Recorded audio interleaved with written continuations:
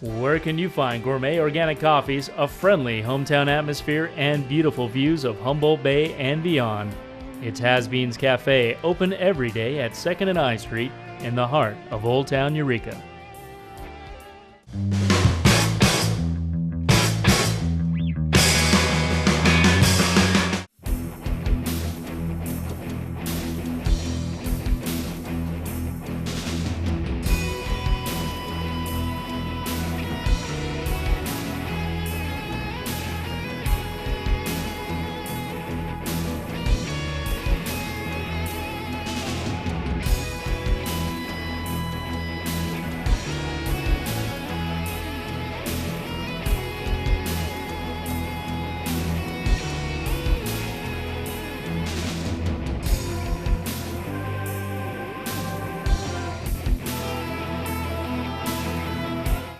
Ladies and gentlemen, thank you for joining us.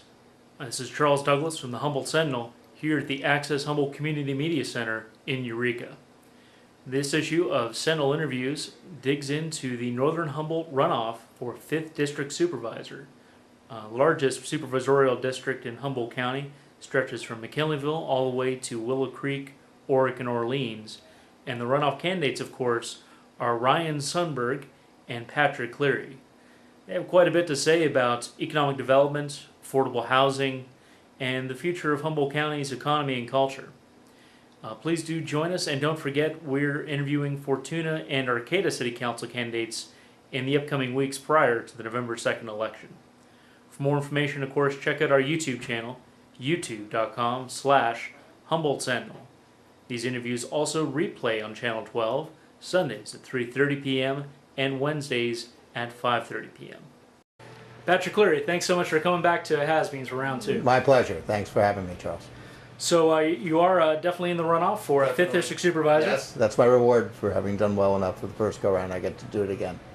Except you are definitely in second place. Ryan's got a bit of an edge on you. What gives you hope that you're going to be able to overcome that obstacle and get in there and be the next 5th District Supervisor for Northern Humboldt? Well, I think with the choice being down to Ryan and myself, I think that a lot of the Pat Higgins supporters will have an opportunity to come over, and so far I think a fair number of them have indicated that they will.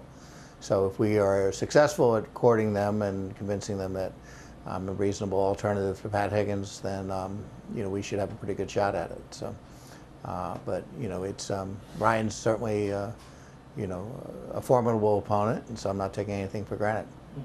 And of course, Pat ran also 4 years ago, basically the only real main opponent against Jill Geist. One thing I didn't get to in our first round is asking both candidates, what's your assessment of the outgoing 5th District Supervisor? Ron Paul on the national level is kind of known as Dr. No because he votes against almost every bill.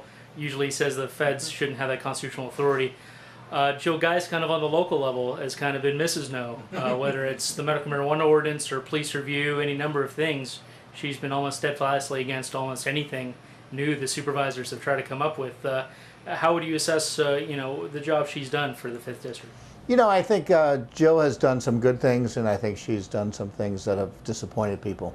And I think that a lot of people almost consider that there were 2 Jills on the Board of Supervisors. The early one, who was perceived as more of a progressive pro-environmental candidate, and then the later one who seemed to be more conservative, perhaps a little more suspicious of county staff, I would say, and perhaps for some good reasons.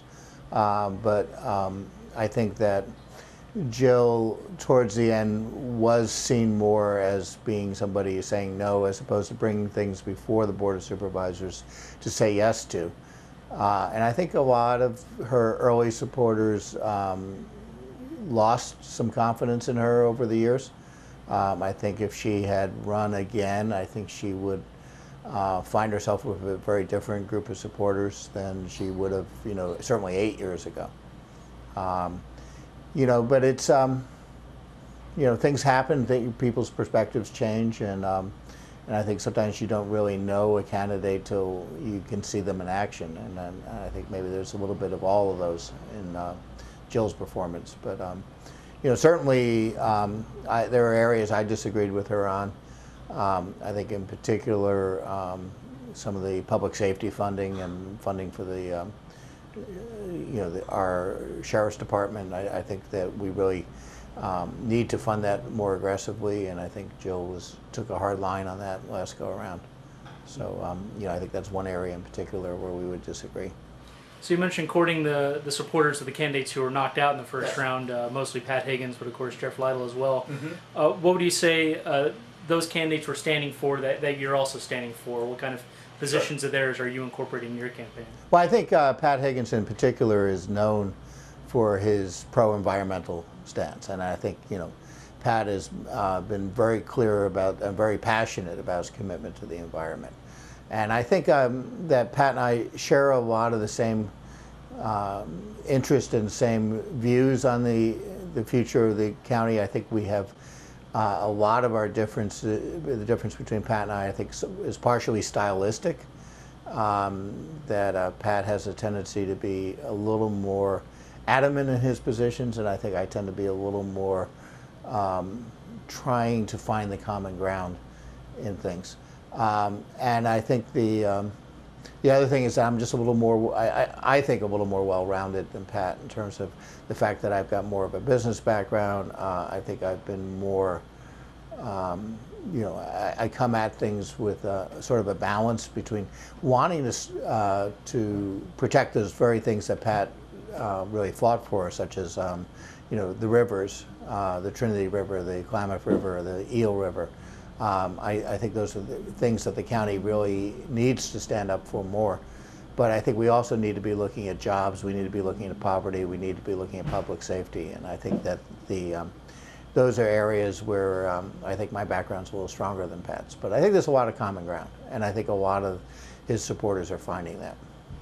One of the things Mr. Higgins was adamant about is that the harbor, of course he's on the Harbor Commission, right. There needs to be a different vision for it than the deep dredging for these big ships that we hope someday will come. Hasn't happened yet. What's your vision for how the county can support a sustainable vision for Humboldt Bay?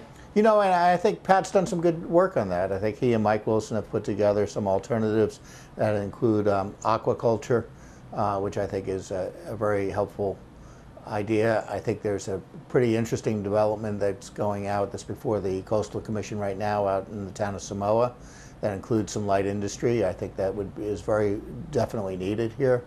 And I think that we really need to be honest with ourselves that the railroad is not going to reopen here. There is not going to be funding for that given the state budget crisis, given the federal deficits. I think for us to pin our hopes on that is really just going to delay things. And I think we really need to look at what can we accomplish that's within our own grasp. And I very much support that. I support the fact that the Harbor District is beginning to take, I think, a fresher look at things. And I wish they had done it a few years ago because now they're really in tough financial condition. But I think that's an area certainly where I agree with a lot of what Pat was talking about. Well, it does seem like there's a little less of the rails or trails dichotomy. They're starting to look at rails with trails, at least as far as break cut south from Arcata. Do you think the county can speed that process along, getting a rails with trails vision implemented all the way between Eureka, Arcata, even McKinleyville and Blue Lake? Yeah, I mean, I think the rails that we're talking about really right now, I think, is the Timber Heritage Museum and more of a tourist train. Is really the vision that a lot of people are pushing for, as opposed to a train that's going to actually be supposedly shipping things in and out of Humboldt County, which I don't really foresee that we have that volume to do. Certainly the county can be a lot more proactive on the rails. And you mentioned Annie and Mary, and Annie and Mary, there's nobody who wants to put a train back between Arcata and Blue Lake. So I think the idea that for us to focus on that one and get that done, create a transportation system that it's safe for bicyclists, it's safe for pedestrians to be able to commute that way, to be able to walk. Highway 299, I mean, is obviously one of the most treacherous places to ride your bicycle. And I think the county could take a lead in that, and I feel like the county to a large degree has not done that. They've kind of pushed off the Annie Mary Trail onto the Humboldt County Association of Governments, or HCOG as people throw out the acronyms. And I really think that the county is missing an opportunity there. I think that a lot of people would use these forms of transportation. And I think we would attract more people to the area if we had more trails. And of course, even some of the railroad enthusiasts have gotten rubbed the wrong way by the Railroad Authority lately. They tried to replace some loose gravel in the Arcadia-Eureka stretch and got their hands slapped. They tried to clear overgrown brush that was a fire hazard further south along the rail track and got their hands slapped by the authority. At some point, does the county, the Harbor Commission, combination thereof, need to step in and just take the authority for the Humboldt County section of the line? Well, that's certainly a proposal. That's something that Pat Higgins pushed for. That's really a state-mandated level. I mean, the North Coast Railroad Authority is a state agency.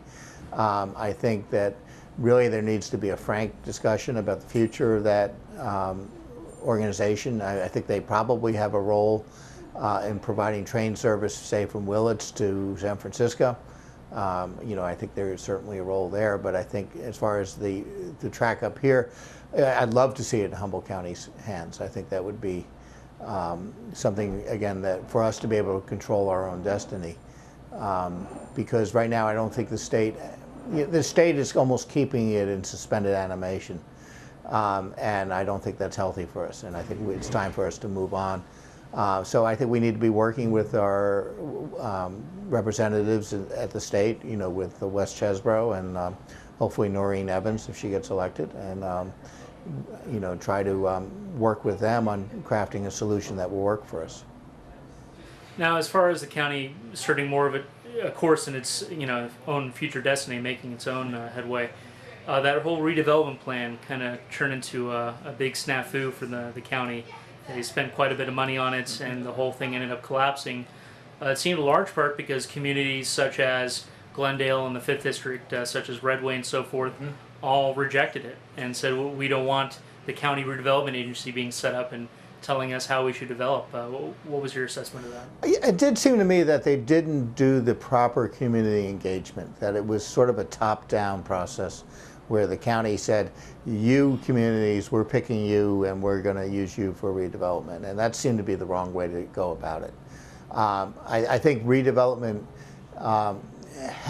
there was some merit to the proposal in terms of the idea that 40% of our property taxes go to the state and never come back, and this was a way to kind of retrieve some of that incremental revenue. But at the same time, it really put at risk a lot of fire protection, a lot of very core services that we can't afford to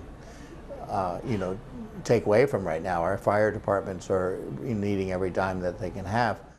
Well, folks seem to know what's going on with the Ridgewood development. The trouble is, a lot of them don't seem to like it. The county, on their part, say they're being forced by the state to meet affordable housing targets for the county unincorporated area. This really helped them do that and relieve development pressures on your district, on McKinleyville. Yeah. So, I mean, where do you come down on that? Is it sprawl, or does the Forest Land Parkland Reserve kind of mitigate that? Is it parasitic on the city of Eureka, putting so many office space and retail opportunities just outside the city limits? What's the final equation there? Well, I guess living in McKinleyville, I'm really happy that this has become an issue someplace else in the county at this point.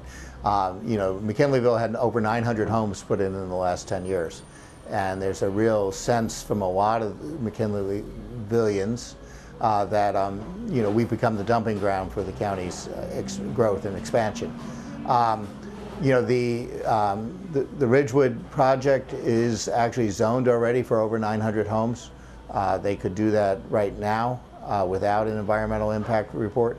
I think the developer is taking an interesting step to try to take a bigger look at the project and say, well, instead of 900 homes, what if over a longer period of time we did 1,400 homes, we did some mixed use, we did a community forest and preserved some greenland.